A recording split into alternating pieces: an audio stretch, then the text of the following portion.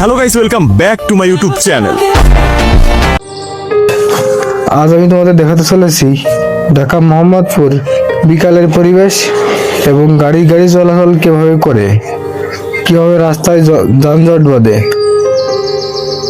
এখানে বিকেলে সুন্দর ও মনোরম পরিবেশ, গাড়ি ঘোড়ার ভিড় অনেক হয়। একটু সন্ধ্যা লাগলে প্রচুর গাড়ির ভিড় হয়,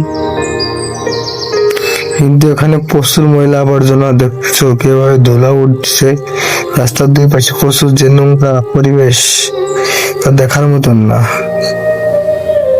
সন্ধ্যা হলে প্রচুর গাড়ি ঘোড়ার ভিড় হয়, গাড়ি ঘোড়া চলাচল করতে অনেক সমস্যা হয়। 10 মিনিটের পথ 1 ঘন্টা লেগে যাইতে। সন্ধ্যা হলে এখানে হাঁটা চলা করাও যায় না, প্রচুর গাড়ি ঘোড়ার ভিড় হয়।